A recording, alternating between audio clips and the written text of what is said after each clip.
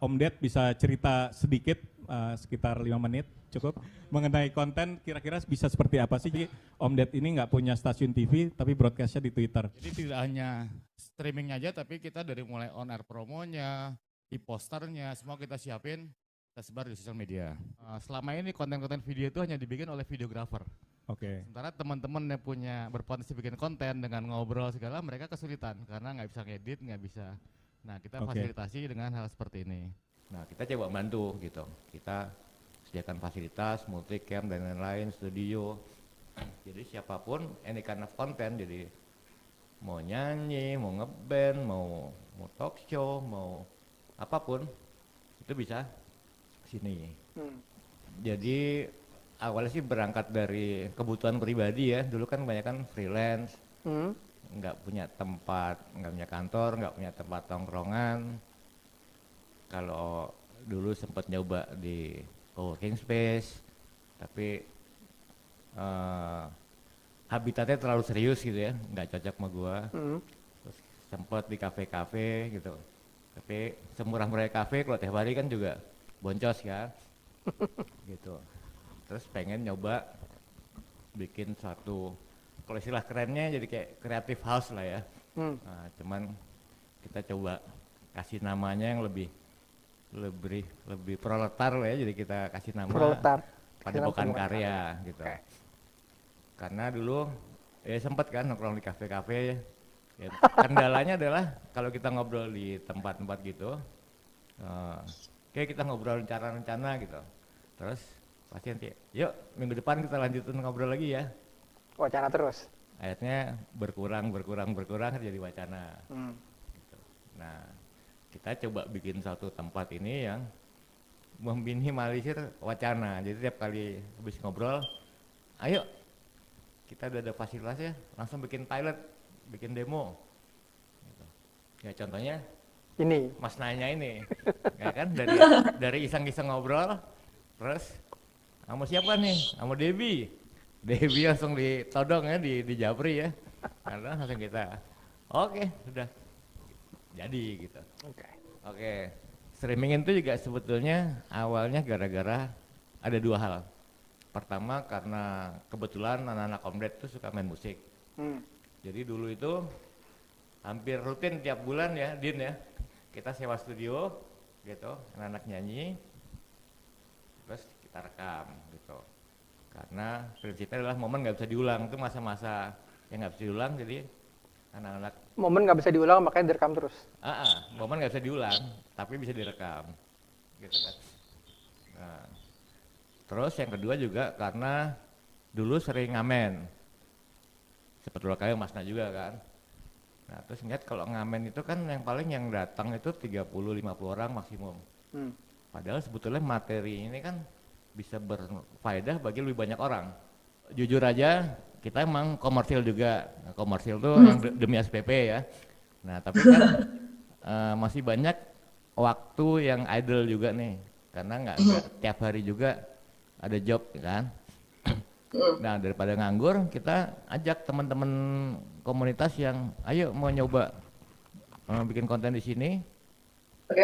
Nah, kayak Om Ded bilang tadi kan, any kind of content. Jadi mau awalnya kita mancingnya dengan konten-konten internal. Kebetulan kita punya talent-talent internal ya. Ada. Kenapa kita bikin gitu? Supaya buat pancingan bahwa istilah gini.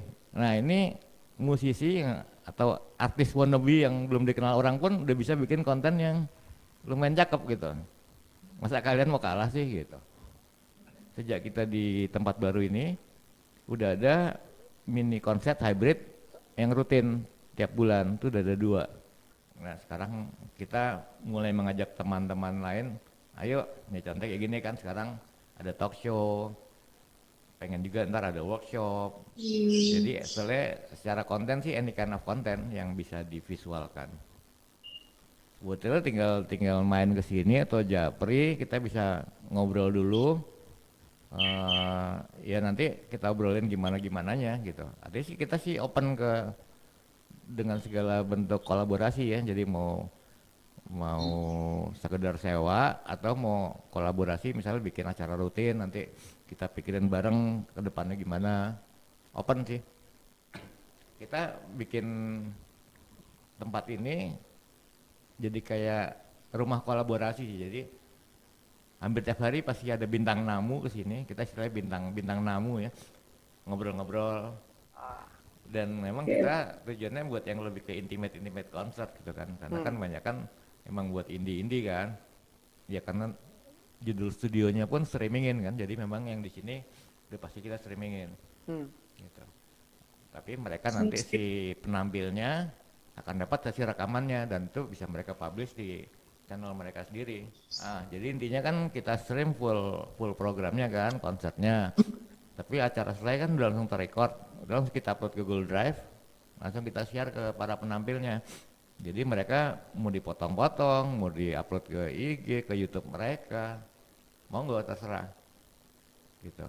Artinya mereka dapat konten yang secara kualitas sudah mumpuni lah, karena dengan multicam, full HD. Gitu. Ya mungkin mereka belum pernah punya seperti itu. Itu yang mungkin jadi daya tarik juga buat teman-teman yang akhirnya mau tampil di sini. Dan ini ada padepokan karya yang benar-benar memudahkan, terus juga memfasilitasi dari segala macam hal gitu, nggak cuman tempatnya, teknologi streamingannya juga, kontennya pun langsung disediain juga nanti abis itu buat diposting sendiri di media sosial penampilnya juga. Menurut aku kayak lengkap banget sih Om Ded. Dan uniknya juga karena hampir tiap hari ada bintang tamu di sini, jadi kadang orang datang juga belum ada ide apa, ngobrol-ngobrol bareng, akhirnya mereka bisa kolaborasi gitu. Bahkan dari awalnya belum kenal bisa gitu. Jadi minimal nambah temen lah.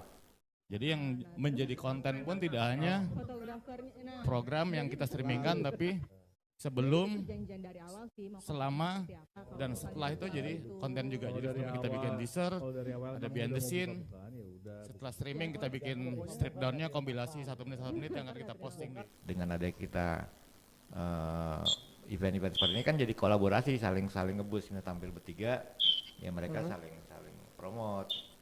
Bahkan ini ada 2 event yang tanda kutip mungkin kompetitor ya, si Kemanggung Made Solos, tapi mereka juga saling ngepromot. Jadi kalau mau ada event Solos, tim Kemanggung juga ikut ngepromot, kebalikannya juga gitu. Yang pasti sih pengennya demi SPP-nya lancar nih, ya kan. Kalau demi konten kita sekarang kan istilahnya baru punya 3 acara reguler nih, The Solos, si Kemanggung, sama ini Mas Nanya. Target sih per bulan minimal 8 lah ya, gitu. Jadi ngajak teman-teman supaya apa? Supaya ini bisa kita bungkus, kita bisa coba pelan-pelan tawarin ke brand juga. Jadi selalu satu paket gitu. Jadi nggak Kalian ya? jualan. Jadi buat brandnya mungkin juga lebih affordable, jadi nggak harus brand yang besar. Enaknya adalah semua measurement real time. Jadi yang nonton berapa, nonton live berapa, nonton replay berapa, watch time berapa. Jadi pertanggungjawaban ke brand sangat mudah. Buat teman-teman kreatornya, teman-teman ini juga ada tambahan penghasilan gitu maksudnya.